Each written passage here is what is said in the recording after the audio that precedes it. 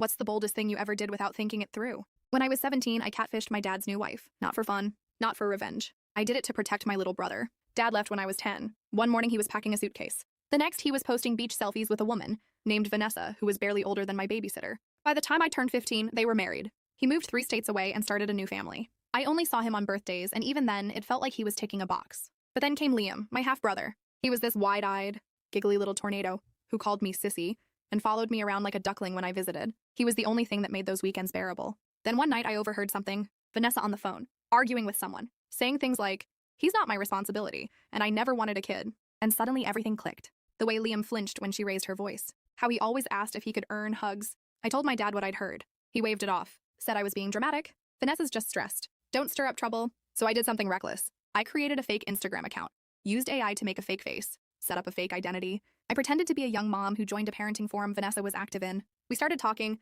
Within a week, Vanessa was venting to me like we were old friends, complaining about being stuck with a kid who isn't even hers. She said my dad lacked the balls to send him to live with his real mom, and that the brat ruins everything. I screenshotted every word. Then I sent it all to my dad. At first, he blocked me. I guess denial is easier than admitting you married someone who resents your child. But a week later, I got a call. Dad sounded hollow. He asked me to meet him halfway for lunch. When I got there, he was alone and he was crying. He said he'd noticed bruises on Liam's arm. Said Vanessa told him he fell, but now he wasn't so sure. He thanked me for forcing his eyes open. He filed for emergency custody that same month, moved back to our state, started therapy, and for the first time in years, he really saw me. Not as a bitter ex-kid, but as someone who loved Liam enough to risk everything. Vanessa, she ghosted. Last I heard, she moved in with someone new. No kids involved.